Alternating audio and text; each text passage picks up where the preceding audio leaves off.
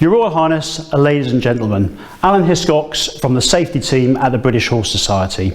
Now, the safety team at the BHS deal with all concerns that riders have about their horses in incidents across the board. For example, autonomous vehicles, dogs, drones, electric scooters, electric vehicles, fireworks, low-flying aircraft and slippery surfaces. But I would say 90% of our work is about incidents that occur on the roads. And this really is something that the British Horse Society feel very passionate about, and the safety team feel passionate about as well. So when the opportunity came for our Dead Slow messages, our Dead Slow campaign to be involved, to be incorporated into the Highway Code review, I jumped at that chance. But let's look at what's happening on the roads. Last year, 2020, there were nearly 1,000 incidents on the roads reported to the British Horse Society. 46 horses were killed, 118 horses injured, 130 riders injured. But this next statistic I think is really important. 80% of those incidents are because vehicles are passing too fast or too close to the horse. So you could argue that 80% of those incidents were avoidable. So 80% of those 1,000 that were reported to us. But only 1 in 10 riders report these incidents on the roads to the BHS. Therefore, you could argue that there were 10,000 incidents on the roads, and 8,000 of those were avoidable because cars are passing too fast or too close. So that's what the Dead Slow campaign is really concentrating on. Now, Brake, the road safety charity, did a survey about vulnerable road users and also about rural roads. Now, here's some interesting stats. Where do horses ride most? Obviously on rural roads. And 76% of the incidents that occur to horses and riders and horse-drawn carriages occur on rural roads. They found that nearly half of the drivers break the speed limit on rural roads. Nearly 70% of those drivers think it's acceptable to break the speed limit on rural roads. And then listen to this one. A quarter think that 60 miles an hour is a safe speed on a road where you may encounter vulnerable road users, either a pedestrian, a cyclist or a horse rider. So on that background, let's look at what a vulnerable road user means. Well, the Oxford Dictionary says, vulnerable, exposed to the possibility of being attacked or harmed either physically or emotionally. So, are we vulnerable because we choose a particular mode? Are horse riders vulnerable because we choose to ride horses? Are cyclists vulnerable because they choose to cycle on the roads? So is that partially our fault? Should we change our mode of travel? And these are questions that I put to road safety professionals. Or are some road users more vulnerable than others because we're likely to come off worse in a collision? Does that mean we're simply more vulnerable because what other road users might or might not do? So are we protecting the most vulnerable, or are we putting them off? Now, the Department of Transport says every road user has a right to feel safe on the roads, and that is exactly, correct. We all have a right to feel safe on the roads. Now, that's what our Dead Slow campaign is really working towards. The Dead Slow campaign has these messages to drivers, and if we can get it incorporated into the Highway Code, so much the better. 3 strands to the Dead Slow campaign: safer drivers, safer riders, safer horses. But I'm going to concentrate on the safer drivers when we're talking about the Highway Code. Our Dead Slow campaign is all about behavioural change. We've got a behavioural change technique in our messages to drivers. But the other one is the multi-agency collaboration.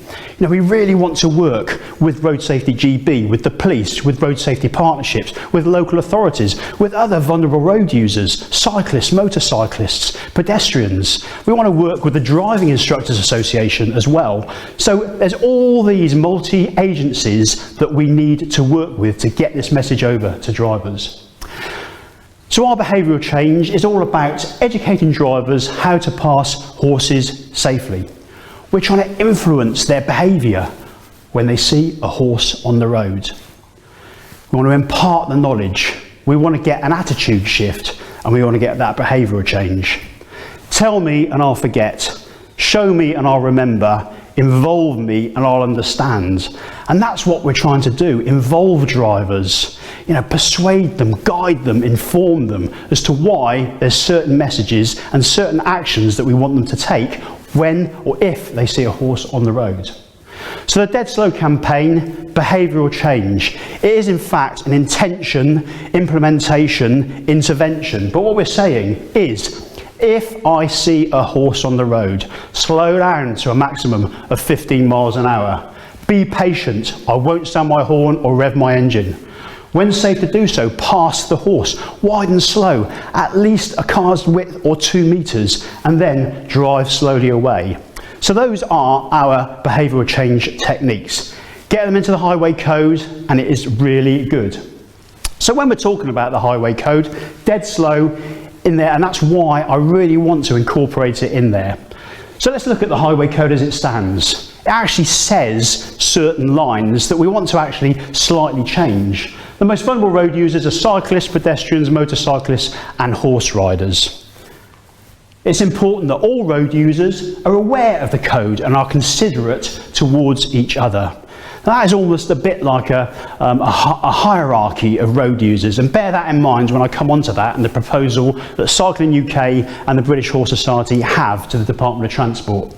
It also states that the Highway Code may be used in evidence in any court proceedings under the Road Traffic Act to establish liability, and that is very important. There are 2 rules that really talk about how drivers should pass horses. There's rule 163, and it says, take at least as much room as you would overtaking a car when you pass the horse. Well, I know people that overtake cars and they'll clip the wing mirror. That's what they think is enough room to overtake a car. And rule 215, be particularly careful. Always pass wide and slow. Well, what does pass wide and slow actually mean? It might mean something totally different to one driver as to another. So pass wide and slow is quite a nebulous term, and we want to try and actually get some specifics on that with the Highway Code. So, behavioural change and multi-agency collaboration. Now, going into that multi-agency collaboration, we do a lot of really good work with Cycling UK. We share the same messages. So they contacted me a couple of days before a road safety debate was due to take place in Parliament in November 2018. And I knew this road safety debate was going to be talking about the cycling and walking safety review and about a highway code review. And I knew they were going to talk about review of vulnerable road users, but particularly cyclists and pedestrians. And I wanted horses to be included in that. So we contacted quite a few MPs and asked them to ask a question of the Secretary of State for Transport during this debate. So during the debate, Jessie Norman, Secretary of State for Transport, stood up, and he'd only talked for a couple of minutes when 2 MPs asked him, intervened and said, will you consider incorporating horse riders into the Highway Code review? And in fact, 9 other MPs throughout that debate asked about the BHS Dead Slow campaign and how it could be incorporated into the Highway Code review. As a result of this, Jessie Norman said, the British Horse Society is a formidable campaigning engine in the way it has managed to lobby my colleagues across the House, and I take my hat off to it. Well, as a result of that, the British Horse Society were asked to join the Department of Transport Highway Code Review. That included DVSA, Department of Transport, obviously, Cycling UK, Living Streets, and then the British Horse Society. So we were there, in with the mix, about how the review of the Highway Code for vulnerable road users could go forwards. Now, I mentioned about the hierarchy of road users, and that is one proposal that has come out of the review. But both Cycling UK and the BHS would rather it to be called a hierarchy of responsibility. And we want these words incorporated. Those whose vehicles have the greatest potential to cause harm, endanger and importantly intimidate other road users have the greatest responsibility to avoid doing so. And we know as horse riders, if you're riding along a road, it might not be the driver's intention, but those motor vehicles really do intimidate horses and riders sometimes. So we want that wording incorporated somewhere in there. Also, drivers of motor vehicles, especially lorries, buses and coaches, have a primary responsibility for the safety of motorcyclists, horse riders, horse-drawn vehicles, pedal cyclists and pedestrians. So that's the hierarchy of responsibility, and we've joined forces with Cycling UK to try and get that proposal in. So that's the hierarchy of road users. Strengthen the rules of overtaking horses. This is a great opportunity for the British Horse Society dead slow messages to get into the highway code, both in Rule 163 and Rule 215. Get that minimum distance. Get a maximum speed for both not only overtaking but also when vehicles are approaching horses. Get the three brains working sort of idea in there. Three brains working, driver, rider, but don't forget the horse's brain. Horses are flight animals. They may react to something. So get that idea of the three brains working whenever drivers come across horses. Strengthen the idea about horses on roundabouts. Look at shared spaces with cyclists, and again include that with horse-drawn vehicles and with horses and riders. That shared space and that mutual respect between horse riders and cyclists. Narrow sections of roads, how drivers should approach cyclists, pedestrians and horse riders when there's a narrow road. Inappropriate speeds, they are intimidating to cyclists and horse riders. Let's get something in the highway code about that. And the Ride Safe Awards, we want to signpost riders as to how they can be safer on the roads. So have a look at the BHS Ride Safe Awards. Highway code is, okay, a lot about drivers, but also horse riders have to take their responsibilities seriously as well and signpost the Ride Safe Award. And lastly, horse riders' signals, because in 215 it says heed riders' signals to stop or slow down. Well, let's get some actual pictures of horse riders' signals. What does that mean? What does that mean? So that when in 215 it does say heed horse riders' signals, drivers know what to look out for. The consultation on the review took place between July and October last year, and it closed at the end of October. And there was obviously quite a lot of interest from horse riders, but also from other vulnerable road users.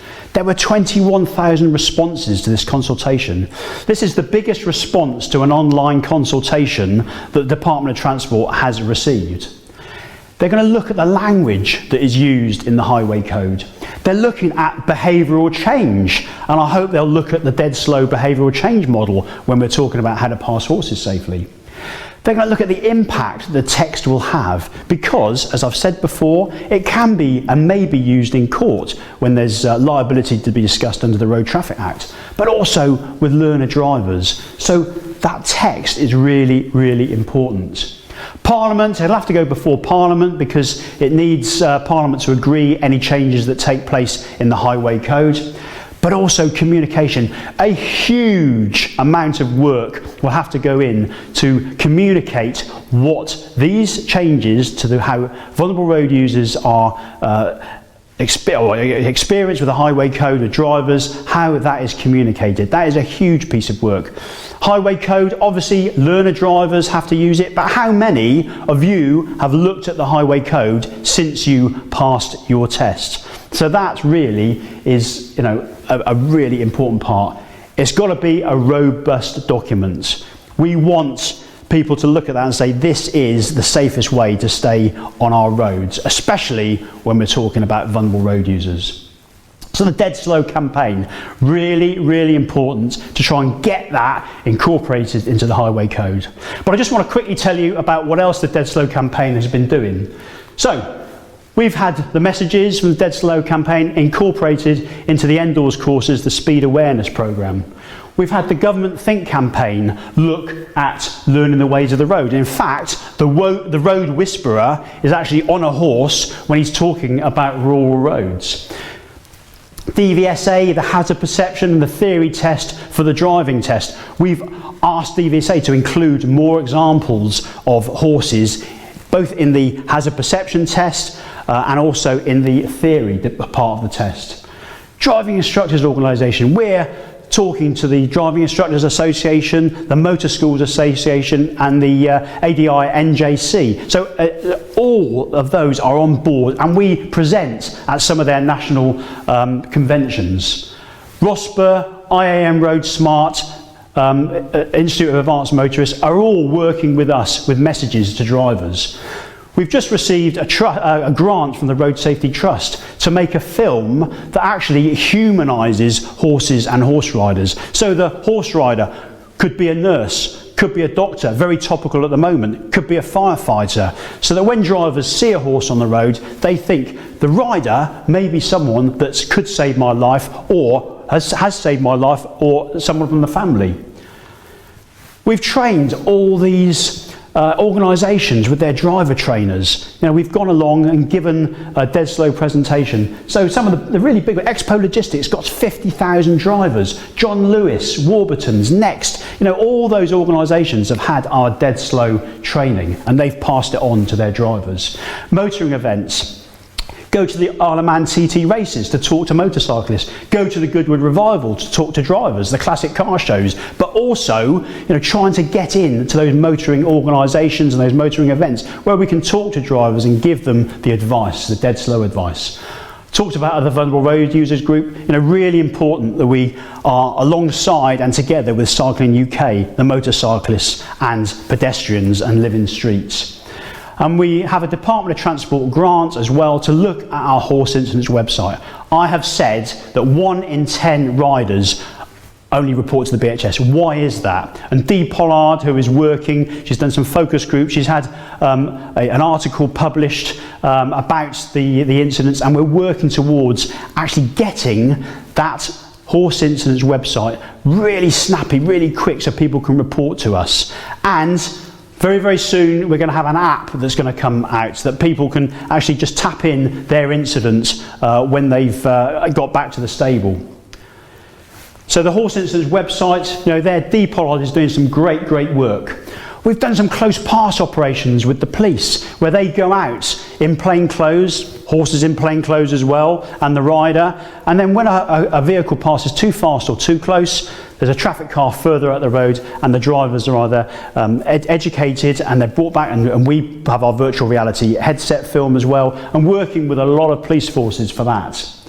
Dead Slow signs have gone up in, talk about multi-agency collaboration, working with local authorities where there's been a hot spot with all the incidents that are reported to us to put up some Dead Slow signs. And early indications are that these are being very, very well received, not only by horse riders, but also drivers are noticing them as well. Our schools project, Henry the Horse, going into schools, teaching 9 and 10-year-olds how to walk past a horse safely, ride a bike past a horse safely, and also from the back of a car what they can say to the driver. So the Henry the Horse Schools project, that's been evaluated by ROSPA and is proving to be very, very popular. We've got a young drivers interactive game that they can play, which shows them what the consequences are of driving too fast past a pedestrian, a cyclist and a horse, and what those consequences are. That was provided by a grant from the Police and Crime Commissioner in Warwickshire. So those are just some of the things the Dead Slow campaign has been doing. I'm really excited that our messages hopefully will be incorporated into the Highway Code. But all that really is highlighted by real life incidents. And now we're going to have a look at a real life incident, a case study that happened in Sussex. Amy was riding Rambo along a bridleway approaching an A road in Storrington in Sussex. What happened next was an extremely difficult experience for Amy, Gaynor, Amy's mum, and also Sadie, the driver. you will hear their stories about how it has affected them. Now, the Dead Slow campaign really wants to extend its message to drivers who are approaching areas where bridleways may cross the roads. So actually increasing the signage, actually making it more obvious that horses may cross the road. We're hoping to work with Sussex County Council to actually improve the safety of riders, not only in Sussex, but we want to improve the safety of riders throughout the UK. This is a really difficult experience for them, but we are really grateful for Amy, for Gaynor and Sadie to share their experience with us.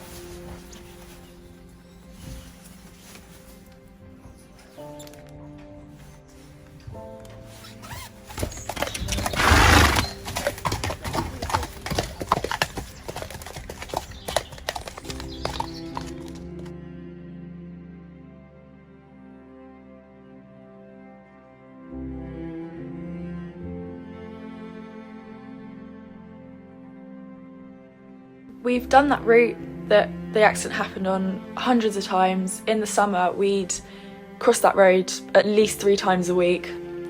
And although it was always the most dreaded part of that hack because, you know, it's a dangerous road, we'd never had an actual incident until that day, obviously.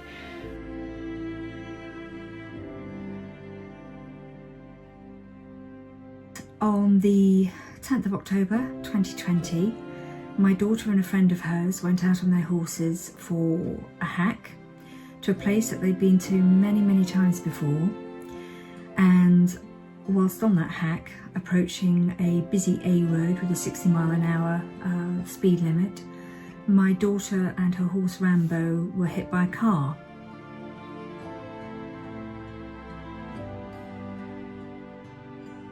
It was an ordinary day for us. We'd been to Joshua's football match, and we'd gone past the Pulborough Brooks, and obviously on that bend slowed down, and next thing you know, we're on top of the bridleway pretty much. By the time we saw Amy and Rambo, they were literally at the entrance of the bridleway onto the road. My friend Emily and I were approaching this road, getting ready to cross it, and a motorbike went past. Not particularly loud, not particularly fast. Both horses have been around motorbikes and are usually fine. But for some reason, this day they just did not like it. And Emily's horse Misty went right into the bushes.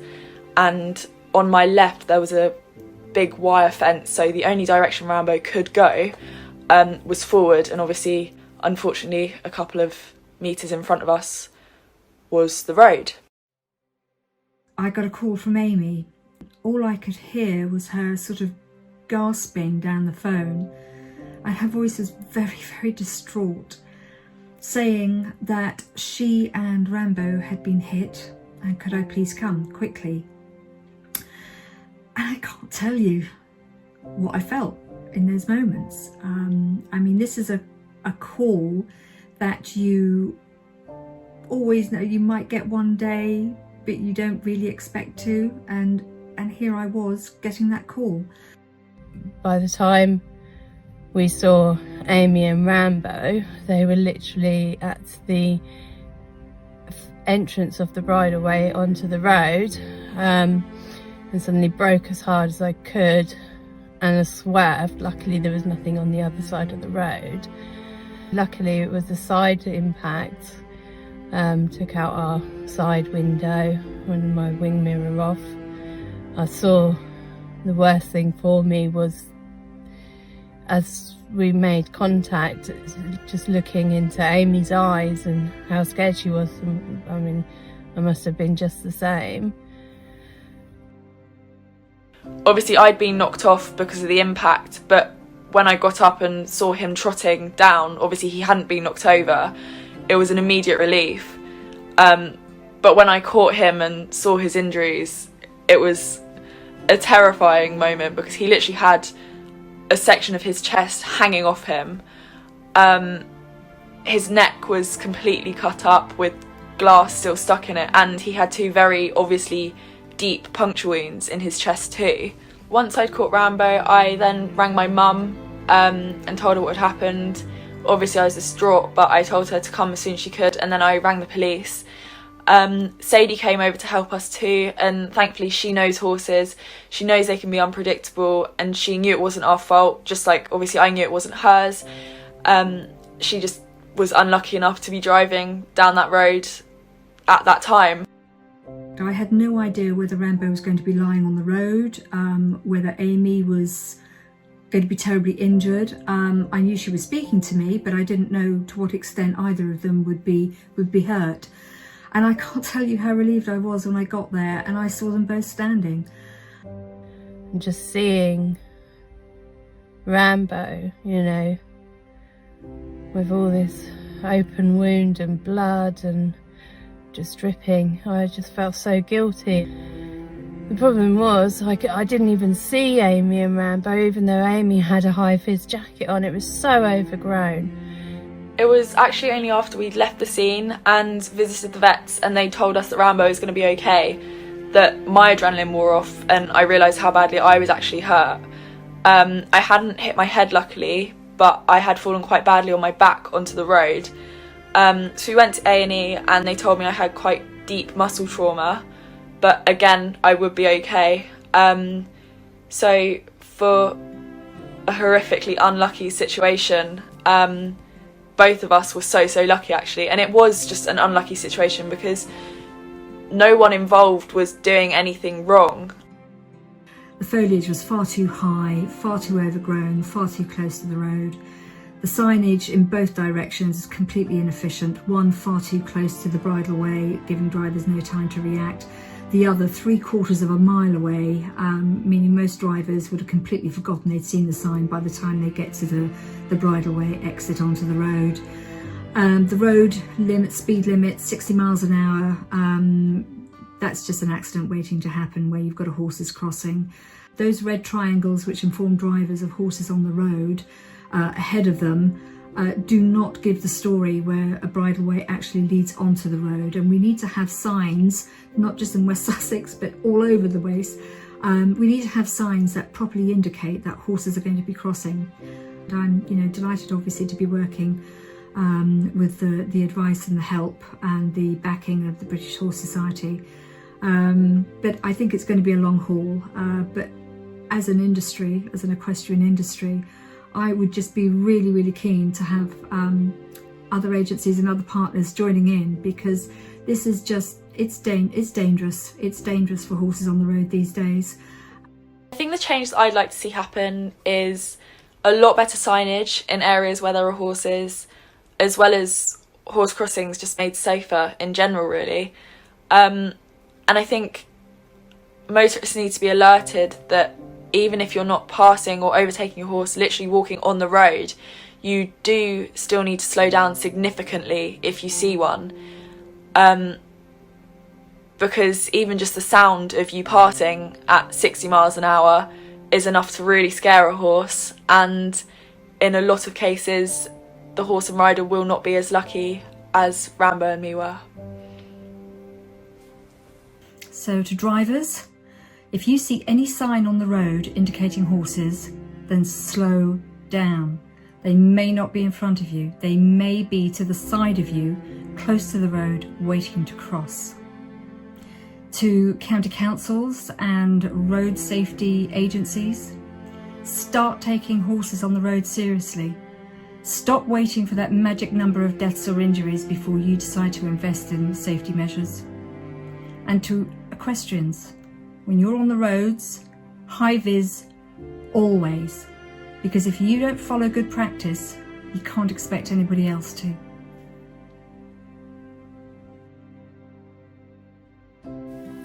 After about 3 weeks in the hospital, Rambo came home, where he then spent a few more weeks resting before we started to slowly bring him back into work. His injuries have healed perfectly, they're barely even noticeable anymore, and his personality has never changed from the friendly, hard-working horse he's always been. They absolutely adored him in the vets, and it was a very bittersweet goodbye when he came home.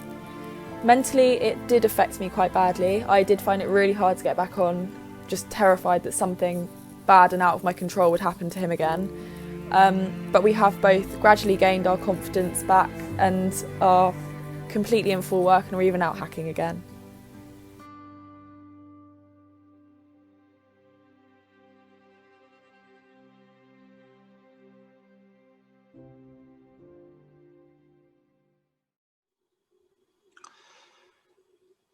Well, that's an incredibly strong video, and a picture tells 1,000 words, and that's incredibly effective. But can I just make it clear that Sadie was not in any way to blame for this accident? It is mentioned in that video that you've just seen, but Gaynor and Amy want to make that absolutely clear. So, and thank you both, Gaynor and Sadie, for being on this video. It's really very much appreciated, and I kind of fully appreciate it must be really quite difficult to do this. We've got a number of well, a lot of questions, and Alan, the first one is the whole question about legal requirements for wearing high-vis jackets and whether that should be a legal requirement. Well, I mean, if you read our Transport Research Laboratory report on the conspicuity of riders and horses, you most definitely wouldn't go out without having any high-vis on. I mean, the evidence is there about how drivers can see you much more and the looming effect. There is no legal requirements, and you know, I think it's up to everybody's own responsibility and you know, whether they really want to protect themselves and the horse. Yeah, okay. And there's a number of questions about the highway code, and should riders be more aware of the highway code? I would say that everyone should be aware of the highway code. It's just something. It's just something that you do when you pass your driving test and then promptly forget about it. Well, that's absolutely right. I mean, horse riders have to take their responsibilities in the same way they were asking drivers to. So yes, absolutely, they should be aware of the highway code, and that's one of the things I was saying. This revised or reviewed edition of the highway code really has to be a very robust document, and we all owe it to ourselves to read the sections about horses. Yeah. And there's an interesting question that I've never actually thought about. Semi-feral ponies grazing Dartmoor and Bodmin and stuff like that. Is that, are they included in your various campaigns? Yes, they are. I mean, we liaise very closely with Dartmoor and the Devon and Cornwall Police and New Forest and Hampshire Police, but we're actually asking in our proposal to include feral horses into the Rule 215 of the Highway Code. So if a driver sees a horse on the road, it's if they see a horse on the road, whether it's a feral horse, a ridden horse, or a horse-drawn carriage. Mm-hmm. Okay. There's general praise for what BHS is doing, and for Gaynor and Sadie being so frank and open about it. How do you? Is it possible to measure success? I presume it's just, yeah. I mean, you can talk about fatalities and stuff, but it's very difficult to actually year on year see if you're making progress, isn't it? Well, yes. I mean, with our new app that's coming out, you know, the incidents are going to rise because more people are aware of it. But actually, the number of horses killed on the roads, you know, is dropping. Now, I know that can go up again, but the success that we see is when we go to driving events, people actually say to us, yes, I've heard of the Dead Slow campaign. Yes, I know what to do. And yes, I support the actual messages that you're giving. So yes, the actual measuring of the success is a difficult one to actually quantify. Okay. I think we are running out of time, but can I thank Gaynor and Sadie very much for taking part? And if we could do it virtually, I think we ought to give you a round of applause. So thank you very, and Alan, thank you very much as ever for the excellent work that you're doing. So thank you very much for taking part. It's really much appreciated. Thanks a lot.